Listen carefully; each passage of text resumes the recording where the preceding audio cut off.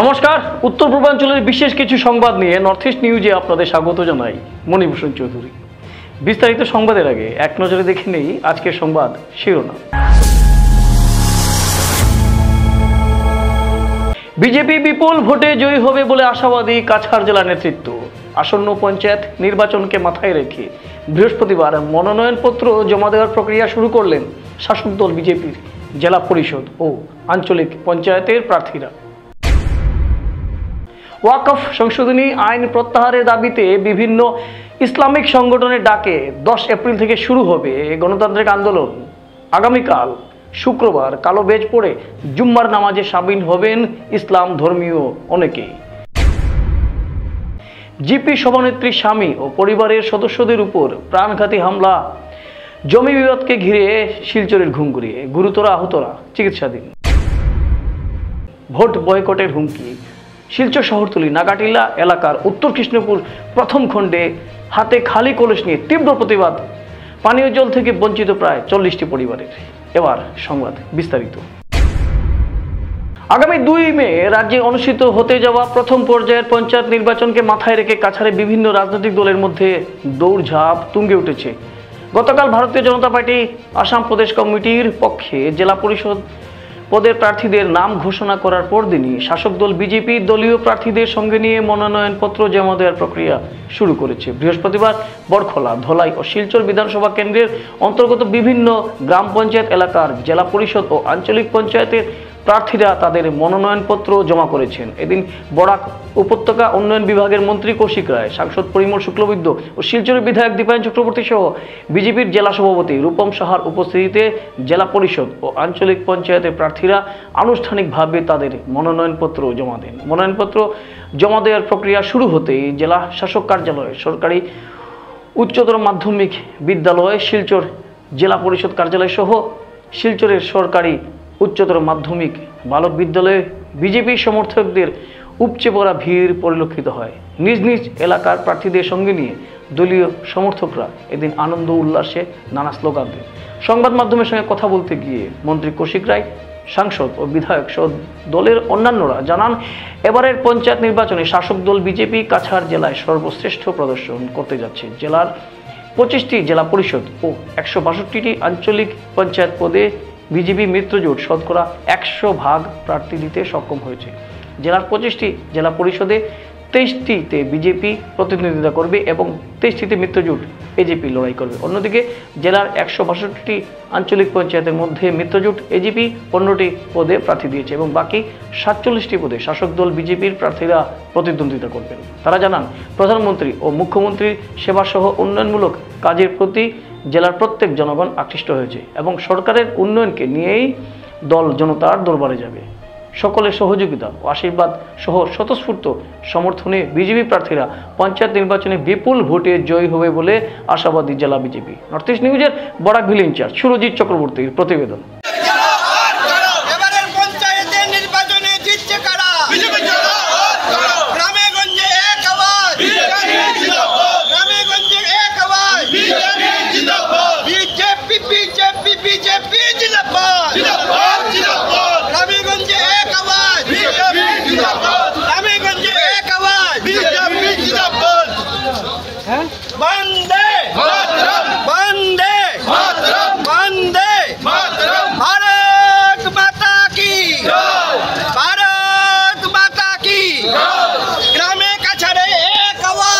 আজকের দিনে হয়েছে।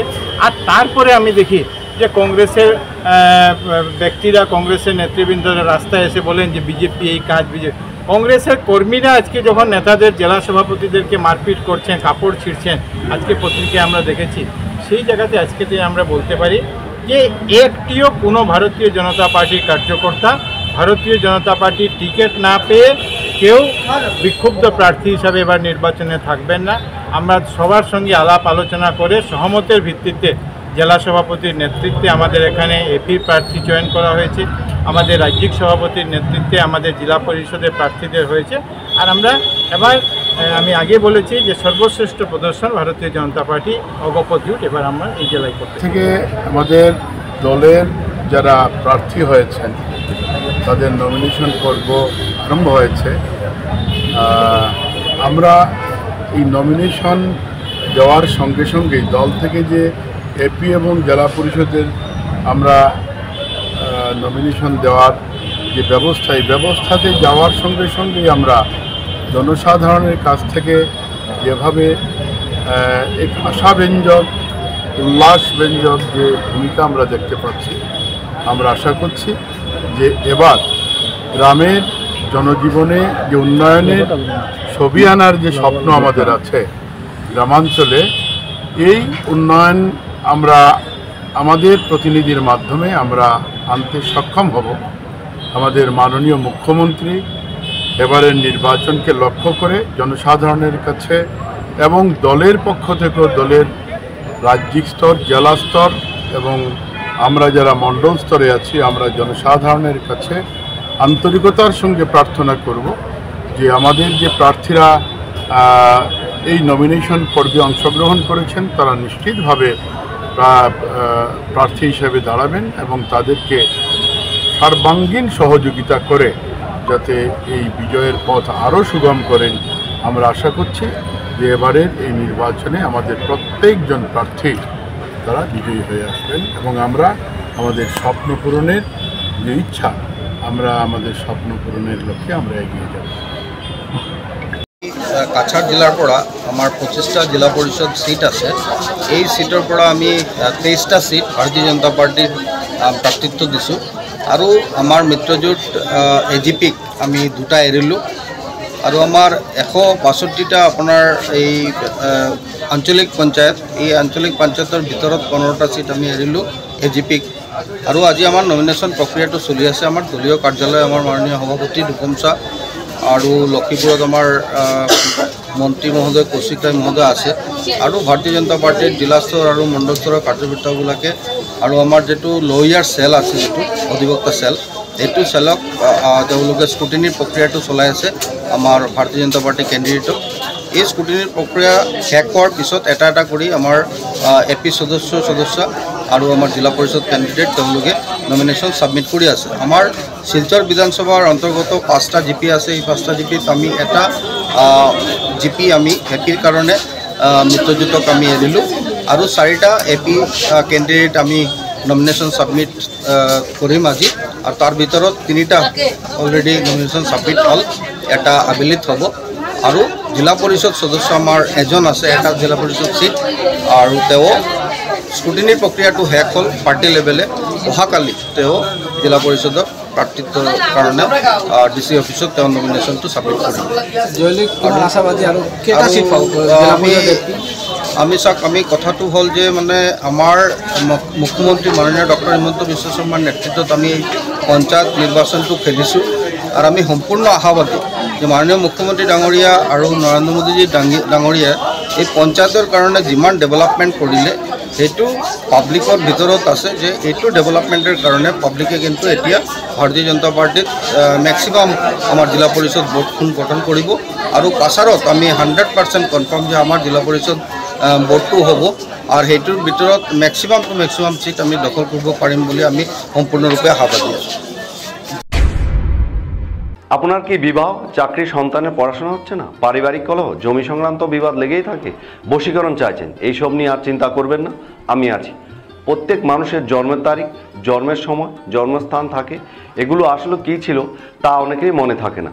তার জন্য ব্যবস্থা আছে জ্যোতিষশাস্ত্রে। হস্তরেখা বা হোরা চার্টের মাধ্যমেও সব সমস্যা ঠিক করা যায়। নমস্কার, আমি অ্যাস্ট্রোলজার ডক্টর পঙ্কজ শাস্ত্রী আছি আপনার পাশে 100%। আপনাদের বিভিন্ন সমস্যা সমাধানের জন্য আমি কলকাতা, ত্রিপুরার পাশাপাশি শিলচর ও তার আশেপাশের জনগণের সেবা দিয়েই চলেছি। তাই দেরি না করে আজই আপনার হাতে রাখা মোবাইল ফোনকে কাজে লাগান। এই স্ক্রিনে দেওয়া 8240676475 মোবাইল নম্বরে যোগাযোগ করুন অথবা শিলচর দাস কলোনি পঞ্চায়েত রোডের মেন রাস্তা থাকা হাউস নাম্বার 221-এ চলে আসুন। ধন্যবাদ। কি আপনার ঘর কিংবা প্রতিষ্ঠানকে সুন্দর করে গড়ে তুলতে চাইছেন আর সাথে চাইছেন ভালো ও সুলভ মূল্যে প্রয়োজনীয় সামগ্রী ক্রয় করতে? তাহলে দ্বিতীয়বার না ভেবে আজই চলে আসুন শিলচরের দাস কলোনিতে অবস্থিত ঋতুরাজ ট্রেডিং কোম্পানি অথবা সোনাই রোডের খালেদ ভবনের বিপরীতে বাইক সেন্টারের পাশে সমীক্ষা ট্রেডিং কোম্পানি। এই উভয় স্থানে tiles, sanitary items, chimney, water purifier, CPVC, uPVC, PVC items, ডোর উডেন, সিনটেক্স সহ অনেক বিখ্যাত ব্র্যান্ডের সামগ্রী সুলভ মূল্যে পাওয়া যায়। আপনারা আসুন, যাচাই করুন ও ঘরকে সুন্দর করে গড়ে তুলুন। বিশদ বিবরণের জন্য যোগাযোগ করুন 9401432969 ও 6377990269 নম্বরে।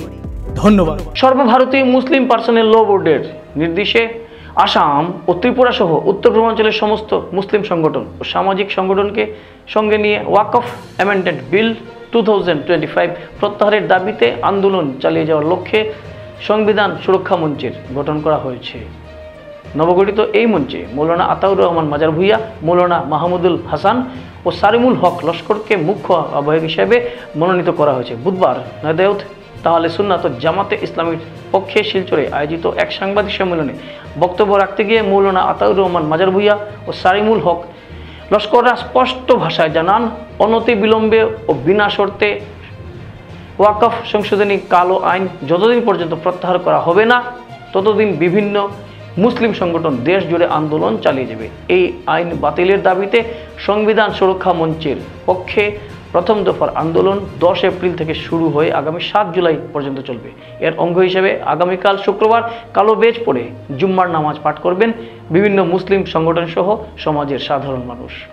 নামাজ শেষে এদিন প্রতীকী ধর্নায় সামিল হবেন তারা। আন্দোলনকে ঘিরে গোটা উপত্যকা জুড়ে প্রচার ও সচেতনতা অভিযান চালানো হবে। ওয়াকফ সংশোধনী আইন প্রত্যাহারের দাবিতে গোটা মুসলিম সমাজ তাদের শেষ নিঃশ্বাস পর্যন্ত আন্দোলন চালিয়ে যাবে বলে তাদের অভিমত। প্রয়োজনে নিজের প্রাণ বিসর্জন দিতেও তারা পিছপা হবেন না বলে এদিন কড়া হুঁশিয়ারি দিয়েছেন তারা। জানান, এই কালো বিল মুসলমান সমাজকে কোণঠাসা করার জন্য আনা হয়েছে, যা সভ্য সমাজে মোটেও গ্রহণযোগ্য নয়। নর্থ ইস্ট নিউজের বিশেষ প্রতিনিধি হিফজুর রহমান বরভুইয়ার প্রতিবেদন। এই ওয়াকফ সংশোধন বিল নিয়ে একটা মঞ্চ তৈরি করা হয়েছে, সংবিধান ও ওয়াকফ সুরক্ষা মঞ্চ। সেখানে আমার মৌলানা আতাউর রহমান সাহেব, আমি রশিদ আহমদ সাহেব এবং অন্যান্য প্রত্যেক সংগঠনের নাম বলে দিয়েছেন, সব উপস্থিত ছিলেন। সবাই সম্মিলিতভাবে এই একটা মঞ্চ তৈরি করেছেন। উদ্দেশ্য হলো এই বিলের বিরোধিতা করা।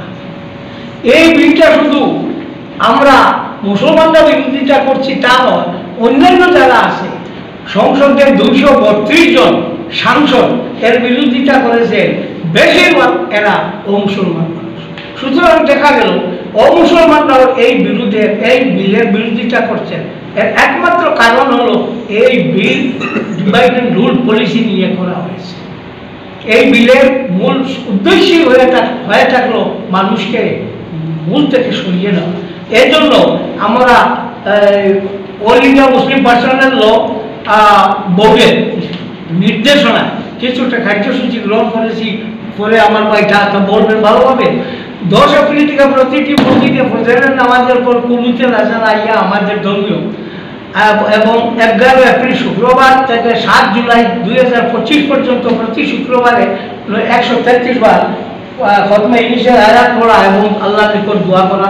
জুমার পরে সকল মুসল্লি সাহেবের ডাইন হাতে বা বাম হাতে কালো মাকড় বেঁধে দিয়ে প্রতিবাদ করা এবং মানুষকে এই জিনিস বোঝানো যে সংসদীয় ওয়াকফ আইন যারা বলা হচ্ছে মুসলমানদের ভালোর জন্য করা হয়েছে, ইয়াকে প্রত্যাহার করা।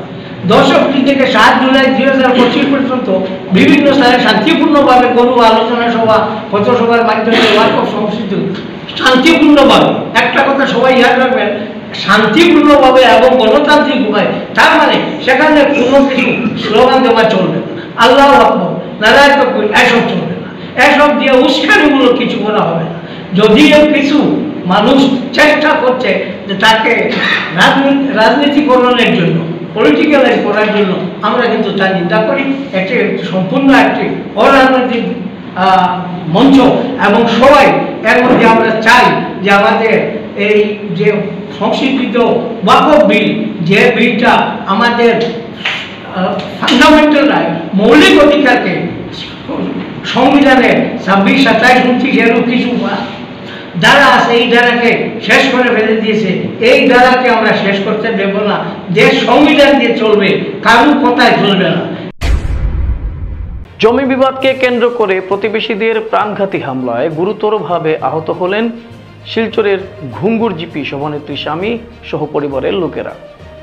এই ঘটনার পরিপ্রেক্ষিতে পুলিশ প্রশাসনের কাছে উপযুক্ত ন্যায় বিচারের দাবি জানালেন জিপি সভানেত্রী মিতা দাস। ঘটনাটি সংঘটিত হয়েছে গত রবিবার বিকেলে।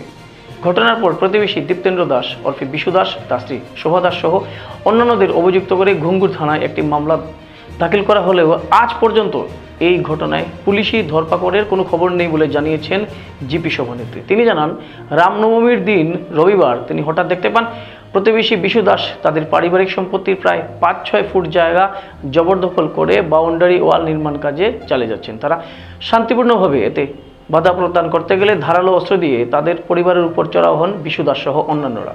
একসময় বিশু দাস তার দেওর প্রীতম দাসের গলা লক্ষ্য করে দা দিয়ে কোপ বসাতে গেলে স্বামী নিবন দাস সেটা আটকাতে যান। তখন তার হাতে দায়ের কোপ পড়ে, এতে তিনি গুরুতর আহত হন। হল্লা চিৎকার শুনে প্রীতমের মা গায়ত্রী দাস এগিয়ে এলে তার উপর বাঁশ দিয়ে আক্রমণ চালান বিশু দাস, এবং একসময় বিশু দাস তাকে ইট দিয়ে মারতে গেলে সেটা বিশু দাসের মেয়ে পাপড়ি দাসের মাথায় লাগে ও মাথা ফেটে যায়। স্বামী সহ পরিবারের সদস্যদের উপর এভাবে প্রাণঘাতী হামলা চালানোর পরও পুলিশ অভিযুক্তদের বিরুদ্ধে কোনো পদক্ষেপ গ্রহণ না করায় মিতা দাস ও গায়ত্রী দাস দোষীদের বিরুদ্ধে কঠোর ব্যবস্থা গ্রহণের জন্য পুলিশ প্রশাসনের কাছে জোরালো দাবি জানান। নর্থ ইস্ট নিউজের প্রতিনিধি অমল ঋষির প্রতিবেদন। শিলচর শহরতলির নাগাটিলা এলাকার উত্তর কৃষ্ণপুর প্রথম খণ্ডে পিএইচির পানীয় জল থেকে বঞ্চিত প্রায় 40টি পরিবার। দৈনন্দিন জীবনে ব্যবহার সহ খাবারের পানীয় জলের জন্য একমাত্র বরাক নদী তাদের ভরসা। বহু কষ্ট করে বরাক নদী থেকে কলস দিয়ে জল আনতে হয় তাদের। এ নিয়ে ভুক্তভোগী জনগণ হাতে খালি কলস নিয়ে প্রতিবাদ সাব্যস্ত করেন। তাদের মন্তব্য, তাদের সমস্যার যদি সমাধান না হয় তবে তারা ভোট বয়কটও করতে পারেন। এ বিষয়ে স্থানীয় বাসিন্দা বিধান শুক্লবৈদ্য, রাজু লস্কর, স্বপ্না শুক্লবৈদ্য, জ্যোৎস্না শুক্লবৈদ্য সহ অন্যান্যরা ক্ষোভ প্রকাশ করে বলেন, স্বাধীনতার এত বছর পরও পিএইচির পানীয় জল থেকে বঞ্চিত তারা। জনপ্রতিনিধিরা নির্বাচন আসলেই জলের ব্যবস্থা করতে নানা প্রতিশ্রুতি দিলেও নির্বাচনের পর আর তাদের দেখা মিলে না বলছেন স্থানীয়রা। পানীয় জলের অভাবে নিজেদের বহু কষ্টের কথা তুলে ধরেন তারা। ভুক্তভোগীরা জানান, তাদের বাড়ির সামনে বরাক নদীতে পিএইচির বার্জ রয়েছে, এখান থেকে বিভিন্ন স্থানে জল সরবরাহ করা হচ্ছে, অথচ তারা পিএইচির পানীয় জল থেকে বঞ্চিত। শীঘ্রই জলের ব্যবস্থা না হলে ভোট বয়কট করবেন তারা হুঁশিয়ারি দিয়েছেন। জলের সমস্যা সমাধানে কাছাড়ের জেলাশাসক সহ রাজ্যের মুখ্যমন্ত্রী ডক্টর হিমন্ত বিশ্ব শর্মার দৃষ্টি আকর্ষণ করেন তারা। সংবাদ মাধ্যমের সঙ্গে কথা বলার সময় উপস্থিত ছিলেন হামিদুল রাজ খা, হুসেন বরভুইয়া, জলি লস্কর, সুমিতা শুক্লবৈদ্য, শিপ্রা শুক্লবৈদ্য প্রমুখ। নর্থ ইস্ট নিউজের বরাক বিল ইনচার্জ সুরজিৎ চক্রবর্তীর প্রতিবেদন। আমরা পূর্বপুরুষ থেকে আমরা অনেক কষ্ট করছি, এখন বর্তমানে শহরতলি হয়েও আমরা কষ্ট করছি, কোনো আমরা জলের ব্যবস্থা আমাদের নেই, আমরা অসুস্থ বিসুস্থ সব কিছু নিয়ে আমরা নদীতে যেতে হয় না, ল্যাংড়া হয়েও আমরা জলটা নিয়ে আসতে হয়, এখানে খুব কষ্ট করে। কিন্তু আমাদের ভোটের সময় এসে সবাই বলে আমাদেরকে যে আমরা জল দেব, সব কিছু সুবিধা করে দেব, কিন্তু কোনো সময় আমাদেরকে কোনো কিছু দেন না। ভোট শেষ, আমাদের কথা শেষ। তো আমার অনুরোধ রইল ভারতের সরকারের কাছে, পিএমের কাছে, সিএমের কাছে, যে অনুরোধ যে আমাদের জলের ব্যবস্থাটা করে দেওয়া হোক।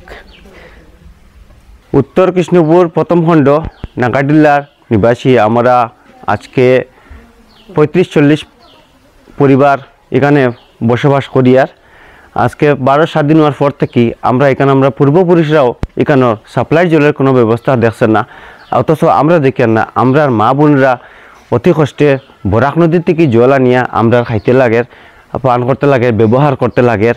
এই যে বরাক নদীর জল কীটাণু বীজাণু আছে, এরপরে বিভিন্ন ধরনের পশুপঙ্খী বরাক নদীতে মারা যায়, মরিয়া এদিকে জলে বাসিয়ে যায়। এইগুলা জলা নিয়ে আমরা ফিটকারি দিয়া বসবাস করতে লাগে, খাইতে লাগে, আমরা ফিটকারি দিয়ে খাইতে লাগে।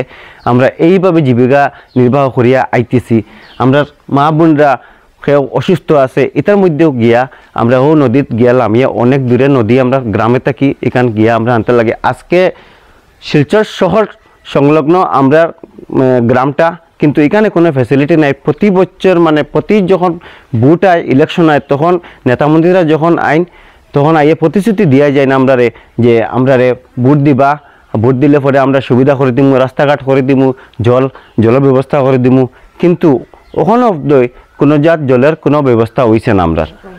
আমরা আজকে ছোটো ছোটো বাচ্চারা এই নোংরা জল খাইয়া বিভিন্ন ধরনের অসুখ হইতেছে, কিন্তু আমরা বিভিন্ন নেতা মন্ত্রীর কাছেও গেলে আমরা প্রতিশ্রুতি দিন তারা যে তারা অতি সত্বর আমরা সাপ্লাই জল দিয়া দিবা, কিন্তু এখন পর্যন্ত আমরা কোনো ব্যবস্থা পাই না, কিছু নাই।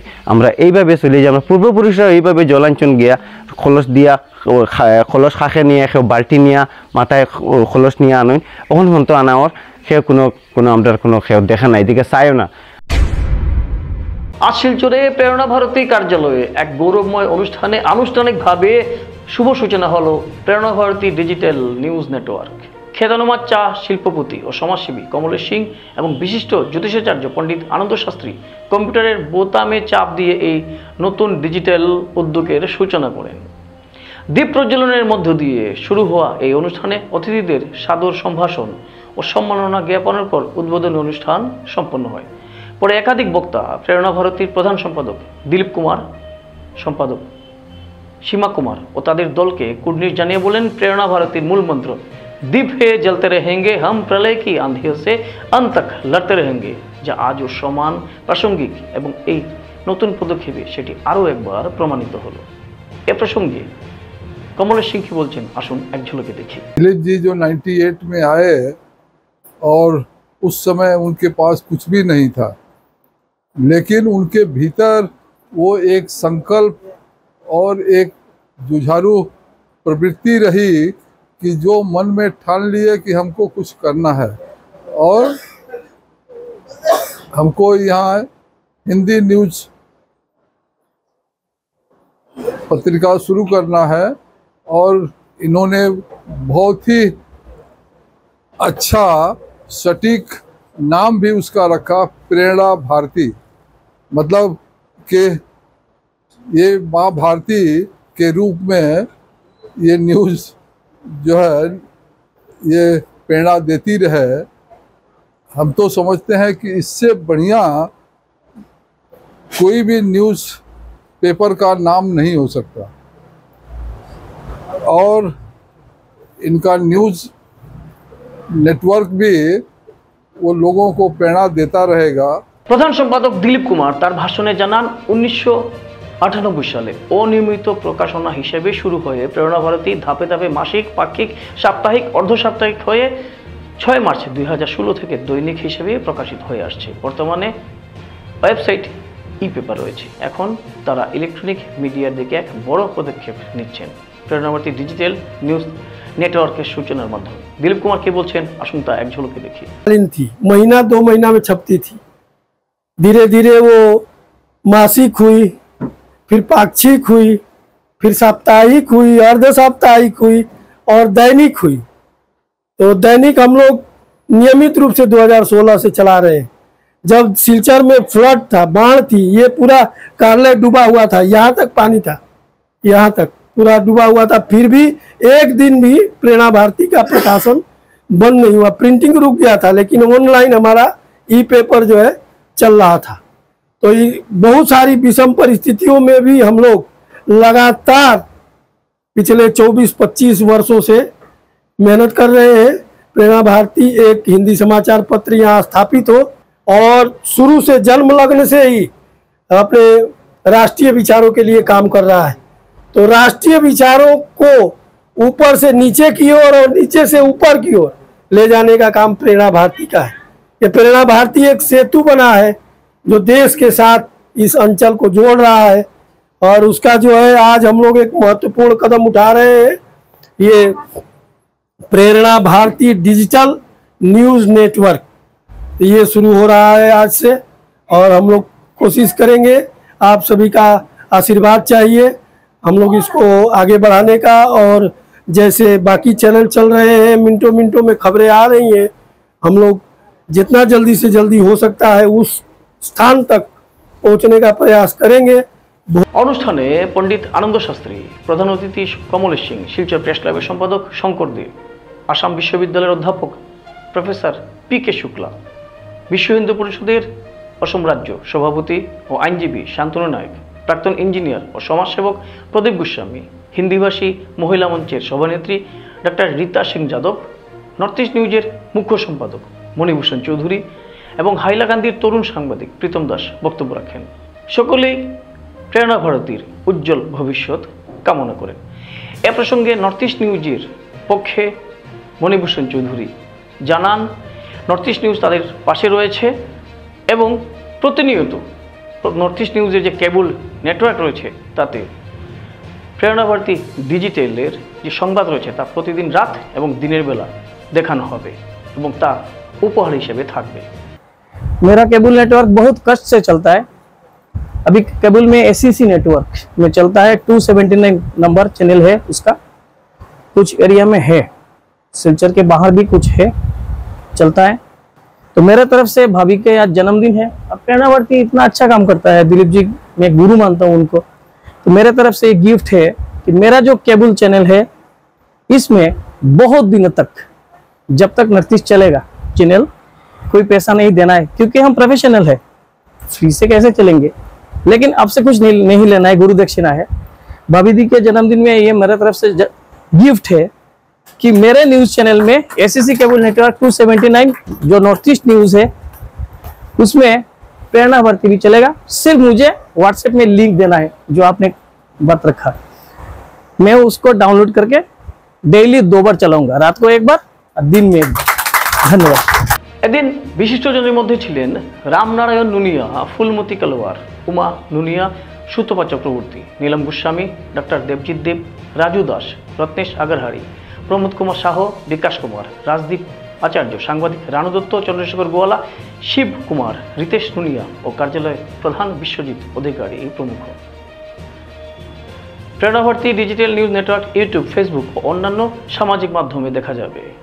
অবশ্যই নর্থ ইস্ট নিউজে তা দেখা যাবে। প্রতি সকাল ও রাতের গুরুত্বপূর্ণ সংবাদ শিরোনাম ও বুলেটিন নিয়মিত সম্প্রচার করা হবে। নর্থ ইস্ট নিউজে প্রতিনিধি রঞ্জিত কানুর প্রতিবেদনে আসুন संपादक सीमा कुमार की बोलছেন ता देखिए। का चयन जो है हमारे सम्मानीय जो है उपस्थित कमलेश सिंह जी ने चयन किया। उन्होंने बताया कि इतना मुहूर्त में जो है इसका उद्घाटन करने से ये जो है दिनों दिन दुना रात चौगुना आगे बढ़ेगा। हमारा क्या काम है कि हम जनता का आवाज उठाएंगे, यहाँ की समस्याओं को जो है उजागर करेंगे। जो चीज अनछुआ है, सरकार की नजर में नहीं आ रहा है, हम उसको जो है उजागर करेंगे, सरकार की दृष्टि को जो है आकृष्ट करेंगे। यही मेरा मैंने समाज का कल्याण हो हर तरह से, यही हम लोगों का उद्देश्य है। यही कहते हुए मैं धन्यवाद ज्ञापन को विराम देती हूँ। धन्यवाद। বরাক উপত্যকার অন্যতম পুরনো নাট্য সংস্থা শিলচরের পুবালির 53তম বার্ষিক উৎসব উপলক্ষে অনু নাটকের পাণ্ডুলিপি প্রতিযোগিতায় প্রথম পুরস্কার পেয়েছেন শতানন্দ ভট্টাচার্য। তার নাটকের নাম অন্তিম যাত্রা। তাকে প্রতিযোগিতায় শ্রেষ্ঠ নাট্যকার হিসেবে পুরস্কার দেওয়া হয়েছে শিলচরে পুবালির কার্যালয়ে। এদিকে একাঙ্ক নাটক প্রতিযোগিতায় প্রথম পুরস্কার পেয়েছেন রাহুল দাশগুপ্ত। গত মঙ্গলবার শিলচরে পুবালির কার্যালয়ে প্রয়াত জগদীশ চন্দ্র ভট্টাচার্য প্রয়াত কল্যাণী ভট্টাচার্য স্মৃতিমঞ্চে অনুষ্ঠিত নাটকের সংযোগ স্রষ্টার অবস্থান শীর্ষক আলোচনা সভার শেষে পুরস্কার তুলে দেওয়া হয়। আলোচনা সভায় মুখ্য বক্তা হিসেবে ভাষণ দিতে গিয়ে বিশিষ্ট নাট্য ব্যক্তিত্ব ডক্টর তীর্থঙ্কর চন্দ্র আন্তর্জাতিক পর্যায় থেকে শুরু করে নাটক লেখা, মঞ্চায়ন এসব নিয়ে বিস্তৃত বক্তব্য রাখেন। নাটকে একটা মেসেজ থাকার কথা বারবার তিনি বলেন। আলোচনা শেষ পর্বে উপস্থিত বিভিন্ন ব্যক্তিবর্গ নাটক নিয়ে অনেক প্রশ্ন করেন এবং নাটকের বিভিন্ন দিক নিয়ে আলোচনায় সামিল হন তারা। আলোচনা পুরস্কার বিতরণী অনুষ্ঠানে পৌরোহিত্য করেন পুবালি সভাপতি সুপ্রিয় ভট্টাচার্য। অনুষ্ঠানের শুরুতে এবং শেষে সঙ্গীত পরিবেশন করেন ডক্টর মৌমিতা নাথ। সমগ্র অনুষ্ঠানটি সঞ্চালনায় ছিলেন শান্তনু সেনগুপ্ত। নর্থ ইস্ট নিউজের শ্রীভূমি প্রতিনিধির প্রতিবেদন। শ্রেষ্ঠ নাট্যকার হিসেবে শ্রী শতানন্দ ভট্টাচার্য।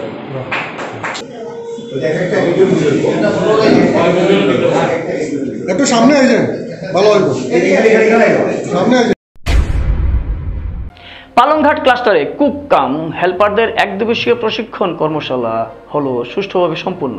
মধ্যাহ্ন ভোজন প্রকল্প এসডিএম, যার বর্তমানে পিএম পোষণ হলো কেন্দ্রীয় সরকারের পোষকতায় একটি প্রকল্প। কেন্দ্রসমূহে অধ্যয়নরত ক শ্রেণী থেকে অষ্টম শ্রেণীর শিশুদের রান্না করা গরম মধ্যাহ্ন ভোজন পরিবেশন করা হয়। এ কার্যে কুক কাম হেল্পাররা হলেন মূল কর্মী, যারা শেষ পর্যন্ত পিএম পোষণের অধীনে স্কুলে শিশুদের জন্য মিড ডে মিল রান্না করেন এবং পরিবেশন করেন। এই প্রকল্পের সফল বাস্তবায়নের জন্য কুক কাম হেল্পারদের জন্য খাদ্য নিরাপত্তা, স্বাস্থ্যবিধি এবং পিএম পোষণের নির্দেশিকা সম্বন্ধে জ্ঞান থাকা আবশ্যক। অধিকন্তু খাদ্য ও পুষ্টির নিয়ম মেনে সুস্বাদু খাবার রান্না করার দক্ষতা নিশ্চিন্ত করবে যে শিশুরা স্কুলে মধ্যাহ্নভোজন খেতে পছন্দ করবে, যার ফলে তাদের পুষ্টির অবস্থা এবং স্বাস্থ্যের উন্নতি হবে। একথা মাথায় রেখে কুক কাম জনপ্রাপ্ত দক্ষ কুকস কাম হেল্পার মল্লিকা রানী দাস এবং বেবি রায় চৌধুরী ক্লাস্টার তোরের প্রশিক্ষণ কর্মসূচিতে সংশ্লিষ্ট ক্লাস্টারের সমস্ত কুক কাম হেল্পারদের প্রশিক্ষণ দেন। উক্ত প্রশিক্ষণে বিভাগীয় নির্দেশানুসারে 12 ধরনের রেসিপি ছিল। উক্ত প্রশিক্ষণে আমন্ত্রিত খণ্ড আধিকারিকদের কার্যালয়ের পক্ষ থেকে উপস্থিত ছিলেন মতিলাল গোয়ালা, নীলাদ্রি কর্পুরকায়স্থ, করবী ভারতী এবং উত্তম গোয়ালা। উক্ত ক্লাস্টারের সিআরসিসি প্রণয় পাল প্রশিক্ষণ কর্মশালার সাথে প্রত্যক্ষ এবং পরোক্ষভাবে জড়িত সবাইকে ধন্যবাদ জ্ঞাপন করেন। এক প্রেস বার্তায় এই খবর জানিয়েছেন সিআরসিসি প্রণয় পাল। সংবাদ শেষ করার আগে আরও একবার দেখে নিই আজকের সংবাদ শিরোনাম। বিজেপি বিপুল ভোটে জয়ী হবে বলে আশাবাদী কাছাড় জেলা নেতৃত্ব। আসন্ন পঞ্চায়েত নির্বাচনকে মাথায় রেখে বৃহস্পতিবার মনোনয়নপত্র জমা দেওয়ার প্রক্রিয়া শুরু করলেন শাসক দল বিজেপির জেলা পরিষদ ও আঞ্চলিক পঞ্চায়েতের প্রার্থীরা। ওয়াকফ সংশোধনী আইন প্রত্যাহারের দাবিতে বিভিন্ন ইসলামিক সংগঠনের ডাকে 10 এপ্রিল থেকে শুরু হবে গণতান্ত্রিক আন্দোলন। আগামীকাল শুক্রবার কালো বেজ পড়ে জুম্মার নামাজে সামিল হবেন ইসলাম ধর্মীয় অনেকেই। জিপি সভানেত্রী স্বামী ও পরিবারের সদস্যদের উপর প্রাণঘাতী হামলা, জমি বিবাদকে ঘিরে শিলচরের ঘুমঘুরিয়ে গুরুতর আহতরা চিকিৎসাধীন। ভোট বয়কটের হুমকি, শিলচর শহরতলি নাগাটিলা এলাকার উত্তর কৃষ্ণপুর প্রথম খণ্ডে হাতে খালি কলস নিয়ে তীব্র প্রতিবাদ, পানীয় জল থেকে বঞ্চিত প্রায় 40টি পরিবারের। এসএসসি নেটওয়ার্কের 279 নম্বর চ্যানেলে 24 ঘন্টা নর্থ ইস্ট মিডিয়ায় বিভিন্ন সংবাদ, সঙ্গীত, নৃত্য, আসন, ক্রীড়া, চলচ্চিত্র, বিনোদনমূলক বিভিন্ন বিষয়ে প্রচারিত হয়ে থাকে। আপনাদের যে কোনো বিজ্ঞাপন, সংবাদ, সঙ্গীত ইত্যাদি প্রচারের জন্য আমাদের সাথে যোগাযোগ করুন। এসএসসি নেটওয়ার্কের 279 নম্বর চ্যানেলের পাশাপাশি সোশ্যাল প্ল্যাটফর্ম ইউটিউব ও ফেসবুকে নর্থ ইস্ট নিউজ বাংলা নামের পেজেও আমাদের সংবাদ প্রচারিত হয়ে থাকে।